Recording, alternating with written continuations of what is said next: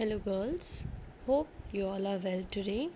Let's continue our topic of a crow in the house for today. So, girls, we have already seen that this crow named Caesar had started all his mischievous ways of troubling the neighbors of this boy who had started taking care of him.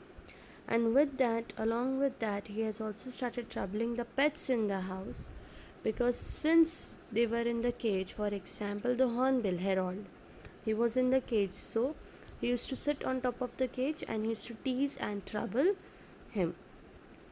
Let's see more about what happened to this Caesar. Did he lead himself into trouble because of this habit? That's what we are going to find out in this topic today. So, in time, Caesar learned to talk a little, as ravens sometimes do, in a cracked, throaty voice. Staying with humans at times, even birds learn to talk in a language. For example, the best one is the parrot. He would sit for hours outside the window, banging on the glass with his beak and calling, "Hello, hello." He seemed to recognize the click of the gate when I came from the school and would come to the door with hop, skip, and jump, saying, "Hello, hello." So, the moment the boy would come from the school, at the sound of the gate, opening of the gate, he would come to know that it is him who is coming and he would greet him at the door. I had also taught him to sit on my arms and say, "Kiss, kiss," while he placed his head gently against my mouth. On one of Aunt Mabel's visit, Aunt Mabel is this boy's aunt, who used to often visit, but she wasn't that, what you can say, she didn't had a very good kind of relationship with Caesar. So Caesar alighted on her arm and crackled, "Kiss, kiss." Aunt Mabel was delighted and possibly flattered and leaned forward for a kiss. So when Caesar told Aunt Mabel, as we know that Aunt Mabel was not in good books of Caesar, but how come the poet don't know that this day today that Caesar, when Aunt Mabel came, Caesar went and alighted and sat on her arms and said, "Kiss, kiss." Even Aunt Mabel was very happy and delighted that this bird is today showing so affection towards her that she leaned forward to kiss on his head. But Caesar's attention shifted to my aunt's gleaming spectacles because the glasses started shining, and thrusted at them with his beak, he knocked them off. So he went and he tried to snatch it with his beak, and they fell down. Aunt Mabel never was a success with the pets. She never liked the pets, and whatever pets were in the house, maybe even they also hated her. So even Caesar was one of them now. Pet or pest? Grandmother insisted that Caesar was a pest. Pest is the one who causes, it's actually an insect which causes or damage the crops. But over here, the meaning of pest is the one who always causes trouble or nuisance in the house. In spite of his engaging habits, if he had restricted his activities to our own house, it would not have been so bad. But he took to visiting neighbors' houses and stealing pens and pencils, hair ribbons, combs, keys, shuttlecocks, toothbrush, and false teeth. So this is what all he started stealing from the neighbor's house. He didn't keep his activities only up to the house of shredding the newspaper, then breaking the things in the house of this boy. He also started visiting neighbors' house, and from there he used to bring things like to say he used to steal the things from the house.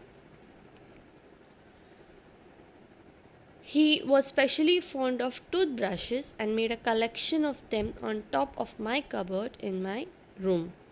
Sales went up that year because every time he used to go out, he used to steal the toothbrush from the neighbor's house, and so the toothbrushes were in demand that year because every time he used to go and steal, the neighbor had to get a new toothbrush. So did grandmother's blood pressure. Caesar spied on children going into the baniya shop and often managed to snatch sweets from them as they came out. Spied means to keep an eye. So whenever he saw children going to the baniya shop or the grocer's shop, he used to keep an eye on them. And whenever they were out of the shop, he would go and snatch the sweet from them as they came out.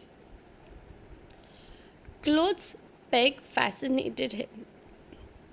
Clothes pegs are the clips that you used to hang the clothes against the wire.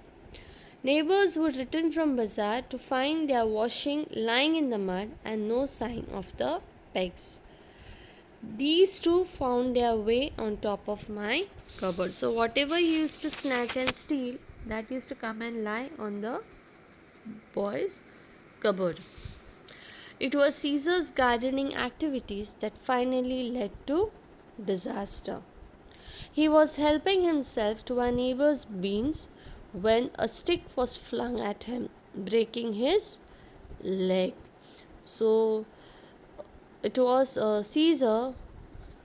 So finally, Caesar was into trouble, and the disaster led him or caused him a great loss. He was into one of the neighbor's garden helping himself with the beans to eat, and when the neighbor saw, and he flung the stick which broke his leg. I carried the unfortunate bird home, and my grandfather and I washed and bandaged his leg as best we could. But it could not mend. Caesar hung his head and no longer talked. He grew weaker day by day, refusing to eat. An occasional sip of grandmother's homemade wine was all that kept him going. So this was the second time. First time when he was not keeping well was when he was found by the author. Then author and his grandfather took care of this bird, and he became a family member of theirs. Now this was the second time when he had injured himself because of his own mischievous way, and grandfather and this boy did every single thing to cure him, but it couldn't help, not even the grandmother's homemade wine. One morning I found him dead on the sofa, his legs stiff in the air. Poor Caesar, his antisocial habits had led to his early end. Antisocial means being too much of social with others and troubling others. I dug a shallow grave in the garden and buried him there, along with all the toothbrushes and clothes pegs he had taken so much trouble to collect. So when the author or this boy buried him, he buried him along with all the things that he had snatched or he had stolen from the neighbors, and it was because of his own habits of troubling others, and having fun is what led him to his death. This chapter or this episode is written by Ruskin Bond from Grandfather's Private Zoo is the name of the book. Thank you.